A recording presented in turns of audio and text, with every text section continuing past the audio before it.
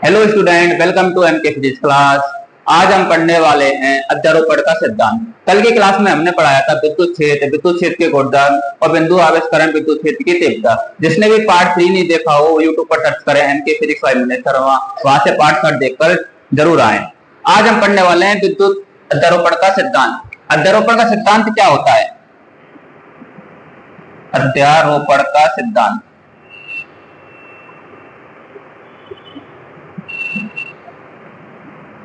अध्यारोपण का सिद्धांत इंपॉर्टेंट है। कूलॉम बल में भी अध्यारोपण का सिद्धांत आता है, विद्युत क्षेत्र में भी अध्यारोपण का सिद्धांत आता है और विद्युत विभव में भी अध्यारोपण का सिद्धांत आता है। तो हम विद्युत क्षेत्र के लिए पढ़ते हैं, आगे चैप्टर सेकंड में भी आएगा, वहां पर भी अपन क्या करेंगे, इसको कॉपी पेस्ट करते हैं। अब अध्यारोपण सिद्धांत क्या आता है? किसी बहुल निकाय में जो सभी आवेश होते हैं उनका सभी का क्या करते हैं, ऐड करते हैं। आपने युद्धता का नियम पढ़ा होगा, सभी आवेशों को क्या करा जाता है, जोड़ा जाता है। तो इसी में भी क्या होगा कि विद्युत क्षेत्र को जोड़ा जाता है। किसको जोड़ा जाता है? विद्युत क्षेत्र को जोड़ा जाता है। अपने डायग्राम बना लेते हैं कि कोई मूल बिंदु है और मूल बिंदु पर कोई परीक्षण आवेश क्यू नॉट रखा हुआ है। कौन रखा हुआ है? क्यू नॉट परीक्षण आवेश रखा हुआ है। स्मॉल आर दूरी पर, इससे स्मॉल आर दूरी पर, R1 दूरी पर एक आवेश रखा हुआ है। कौन? Q1। इसी प्रकार से स्मॉल R2 दूरी पर कौन रखा हुआ है? कोई आवेश Q2 रखा हुआ है। इसी प्रकार से स्मॉल R3 डिस्टेंस पर कोई Q3 आवेश रखा हुआ है और इसी प्रकार से Qn आवेश रखा हुआ है। कितनी दूरी पर भैया? Rn दूरी पर रखा हुआ है। इसके लिए अपने को क्या करना है? अध्यारोपण सिद्धांत करता है। इसका मतलब ये तो है कि परीक्षण आवेश के द्वारा Q1 पर निकालना है, परीक्षण आवेश के द्वारा Q2 पर निकालना है, परीक्षण आवेश के द्वारा Q3 और Qn पर सभी को क्या निकालना है? विद्युत क्षेत्र की तीव्रता का व्यंजक निकाल लें और सभी को क्या करते हैं? जोड़ दें। सभी को क्या करते हैं? जोड़ दें। तो यही होता है भैया अध्यारोपण का सिद्धांत। अब सोचते हो कि परीक्षण आवेश के द्वारा Q1 पर विद्युत क्षेत्र की तीव्रता कितनी आएगी? कितनी आएगी बोलना? E1 आएगी। कितनी आएगी? E1। इसी प्रकार से इसके लिए कितनी आएगी भैया? E2 आएगी। इसी प्रकार से Q3 के लिए कितनी आएगी? E3 आएगी और Qn के लिए कितनी आएगी? En। कितनी आ जाएगी? En। तो क्या बोलेंगे कि परीक्षण आवेश Q0 द्वारा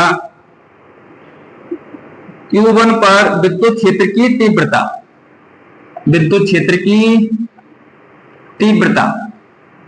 अब विद्युत क्षेत्र की तीव्रता का फॉर्मूला पढ़ा होगा आपने कल की क्लास में। जिसने भी कल की क्लास नहीं देखी हो यूट्यूब पर सर्च करें एमके फिजिक्स वहां से पार्ट 3 देखें और वापस इसी पॉइंट पर आए।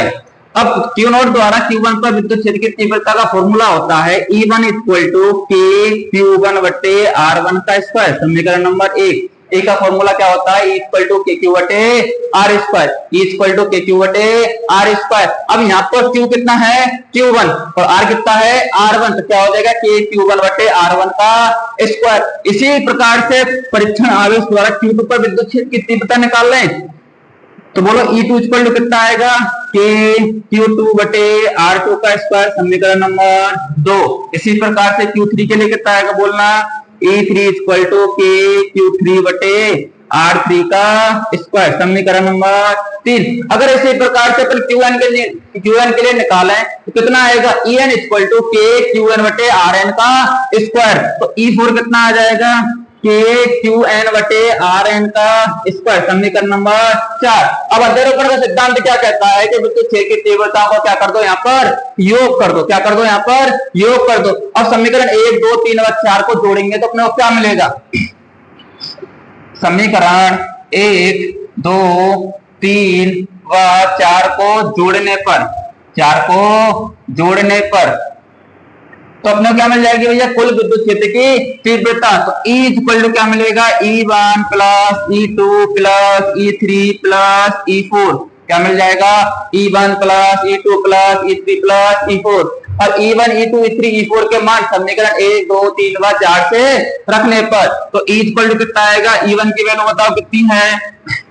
के Q1 बटे R1 का स्क्वायर प्लस E2 की वैल्यू कितनी है? के Q2 बटे R2 का स्क्वायर, के Q2 बटे R2 का स्क्वायर। E3 की वैल्यू कितनी है? के Q3 बटे R3 का square plus dot dot dot plus. E4 की वैल्यू कितनी है? के Qn बटे Rn का स्क्वायर। इसमें से कोई चीज कॉमन आ रही है? क्या कॉमन आ रहा है? के की वैल्यू कॉमन आ रही है। तो E इक्वल टू क्या बचेगा? के कॉमन आ गया, क्या बचा? Q1 बटे R1 का स्क्वायर प्लस Q2 बटे R2 का स्क्वायर प्लस Q3 बटे R3 का square plus dot dot dot plus Qn बटे Rn का स्क्वायर। क्लियर बात है यहाँ तक? अब सोचो कि यहाँ पर देखो Q1 बटे R1, Q2 बटे R2, Q3 बटे R3, मतलब Q1, Q2, Q3, मतलब आवेश का मान कैसा है? चेंजेबल है, वेरिएबल है। इसी प्रकार से R1, R2, R3 का मान भी क्या है यहाँ पर? वेरिएबल है। इसको अपन जोड़ के रूप में लिखते हैं, तो मैथमेटिक्स में पढ़ा होगा, इसको समीशन के रूप में लिखा जाता है। किसके रूप में लिखा जाता है? समीशन के रूप में। अगर किसी को लिखना नहीं आता तो यहाँ तक भी फॉर्मूला करेगा, ये फॉर्मूला अपना क्या होता है भैया? सही होता है। इसका मतलब क्या है कि आपको 2 से 3 4 आवेश देते और उनके बीच की दूरी देते तो आप निकाल सकते हो। सभी को क्या कर दोगे? उनका योग कर दोगे। क्या कर दोगे? योग कर दोगे। सबका अलग अलग निकालो, सभी का क्या कर दो? योग कर दो। इसको मैं समीशन के रूप में लिख रहा हूं, तो ई इक्वल टू क्या आएगा? के समीशन ऑफ क्या भाई? Summation of I equal to कितने से? 1 से कहां तक भाई? एन तक। कहां तक चल रहा है? एन तक। क्या आएगा? Q N upon R N का square. Q N upon R N का स्क्वायर। कहीं कहीं आप ऐसे ही लिखा होगा, के कॉमन ले लिया, summation of I equal to 1 से एन क्यू आई बटे आर आई का स्क्वायर। दोनों फॉर्मूले सही हैं। यहाँ पर एन कितना आ जाएगा? यहाँ पर वैल्यू आ जाएगी एन। कितनी आ जाएगी? एन। यहाँ पर फॉर्मूला क्या है? E equal to K summation of I equal to 1 to N Q1 Q I बटे आर आई का स्क्वायर। क्यू आई बटे आर आई का स्क्वायर।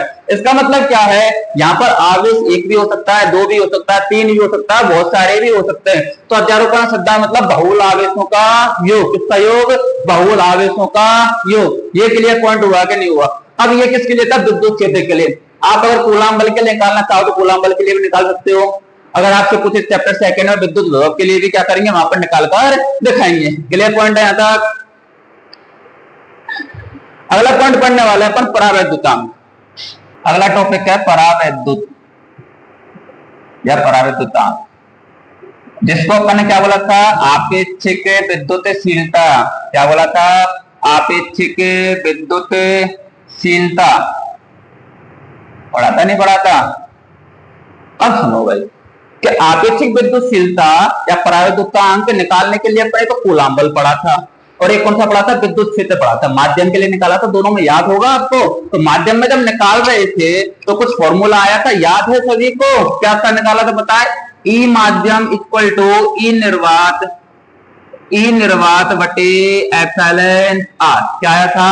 ई माध्यम इक्वल टू ई निर्वात बटे एप्सिलॉन आर। और एप्सिलॉन आर इक्वल टू क्या आया था? यहां से निकालेंगे तो ये इधर गुणा हो जाएगा, तो ई निर्वात बटे ई माध्यम। ई निर्वात बटे ई माध्यम। तो वहां पर भी मैंने आपको छोटी मोटी परिभाषा बता दी थी कि परावैद्युतांक की परिभाषा क्या होती है कि निर्वात की विद्युत क्षेत्र की तीव्रता, निर्वात की विद्युत क्षेत्र की तीव्रता और माध्यम की विद्युत क्षेत्र की तीव्रता का जो अनुपात होता है उसको क्या कहते हैं? परावैद्युतांक कहते हैं। क्या कहते हैं भाइयों? परावैद्युतांक कहते हैं। क्लियर बात है यहाँ तक? अब ई निर्वात और ई माध्यम के लिए क्या निकाल सकते हैं अपन? फॉर्मूला याद है? तो देखो एप्सिलॉन आर इक्वल टू क्या आएगा? Epsilon R equal to 1/4 pi epsilon naught. किसके लिए? निर्वात के लिए। किसके लिए? निर्वात के लिए। क्यू बटे आर स्क्वायर। क्यू बटे आर स्क्वायर। तो ये तो ई निर्वात के लिए आ गया। अब ई माध्यम के लिए निकालना हो तो फॉर्मूला 1/4 पाई। अब एप्सिलॉन नॉट की क्या आएगा? आपका माध्यम के लिए एप्सिलॉन क्या आएगा? एप्सिलॉन। तो एप्सिलॉन क्यू बटे आर स्क्वायर। क्लियर? क्यू से क्यू गया, आर स्क्वायर से आर स्क्वायर गया, 1/4 पाई से 1/4 पाई गया। तो क्या बच रहा अपने पास? एप्सिलॉन आर इक्वल टू 1/एप्सिलॉन नॉट अपॉन 1/एप्सिलॉन। ये तो बच रहा है। तो एप्सिलॉन आर इक्वल टू कितना आएगा मान? एप्सिलॉन बटे epsilon naught. Epsilon upon epsilon naught. तो सोचो एप्सिलॉन इक्वल टू क्या आएगा? Epsilon naught epsilon R. कितना आएगा भाइयों? Epsilon naught epsilon R. तो माध्यम में जब अपन ने याद किया था, माध्यम में जब याद किया था तो एप्सिलॉन की वैल्यू क्या लिखी थी अपन ने? Epsilon naught epsilon R. Epsilon naught epsilon R कैसे आई? मालूम चल गया कैसे आई? तो epsilon equal to epsilon naught epsilon R. क्यों भाई? क्योंकि निर्वात की निकाल लो, माध्यम के निकालो, दोनों की वैल्यू पुट करके एप्सिलॉन आर का मान आ जाएगा। एप्सिलॉन बटे एप्सिलॉन नॉट क्रॉस गुणा करोगे क्या आएगा? Epsilon equal to epsilon naught epsilon R. अब यहां से निकाल सकते हो कि माध्यम की विद्युतशीलता और निर्वात की विद्युतशीलता, माध्यम की विद्युतशीलता और निर्वात की विद्युतशीलता का अनुपात ही आपेक्षिक विद्युतशीलता कहलाता है। तो यहाँ पर क्या है, उल्टा, निर्वात की विद्युत क्षेत्र की तीव्रता और माध्यम की विद्युत क्षेत्र की तीव्रता का अनुपात ही आपेक्षिक विद्युतशीलता कहलाता है। जबकि यहाँ पर देख लो, कंफ्यूज मत हो ना, कि माध्यम की विद्युतशीलता और निर्वात की विद्युतशीलता का अनुपात ही आपेक्षिक विद्युतशीलता कहलाता है। Clear point. अब इसके लिए वैल्यू पूछ लेता है, कभी कभी इनका मान भी पूछता है। न्यूमेरिकल्स में बहुत इंपॉर्टेंट है, इसमें न्यूमेरिकल्स में एमसीक्यू टाइप में बहुत इंपॉर्टेंट है। इनके मान कैसे आएंगे, न्यूमेरिकल अपन लास्ट की वीडियो में कराएंगे सारे के सारे। जहां भी समझ में नहीं आया यहाँ पर कमेंट करके मुझसे पूछ सकते हो कि अपने को सर ये टॉपिक समझ में नहीं आया। तो एप्सिलॉन के मान निकाल लेते हैं। तो पहले वायु के या निर्वात के लिए, वायु के या निर्वात के लिए एप्सिलॉन आर आपेक्षिक विद्युतशीलता का मान कितना होता है, 1 होता है। अप्रोक्सीमेट होता है, कितना होता है भैया, 1 होता है। जल के लिए कितना होता है, जल के लिए इसका मान होता है 80। जल के लिए इसका मान कितना होता है, 80। और कांच के लिए कितना होता है, 5 से 10। कांच के लिए कितना होता है, 5 से 10। कांच के लिए कितना होता है, 5 से 10। और अपने धातु के लिए इसका मान होता है अनंत। कितना होता है, अनंत। कितना होता है, अनंत। तो अपन ने आपेक्षिक विद्युतशीलता या परावर्तन का पढ़ा था कि माध्यम की विद्युतशीलता और निर्वात की विद्युतशीलता का अनुपात ही आपेक्षिक विद्युतशीलता कहलाता है। रिपीट करो, वायु और निर्वात के लिए आपेक्षिक विद्युतशीलता का मान 1, जल के लिए कितना 80, कांच के लिए कितना 5 से 10 और धातु के लिए कितना इन्फिनिटी, बोले तो अनंत। ये आपको डायरेक्ट याद रखनी है। डी का मतलब बोले तो डायरेक्टली याद रखनी है, ये वैल्यू सारी की सारी याद रखनी है। क्लियर यहाँ तक। अब छोटी मोटी चीजें बता देते हैं कि माइक्रो की वैल्यू कितनी होती है, मिनी की वैल्यू कितनी होती है, नैनो क्या होता है, मेगा क्या होता है, पिको क्या होता है, इलेक्ट्रॉन पर आवेश कितना होता है, प्रोटॉन पर आवेश कितना होता है, द्रव्यमान कितना होता है। ये वैल्यू आपको याद होंगी, पर अपन नॉर्मली बता देते हैं, डायरेक्टली याद रखने वाली चीजें।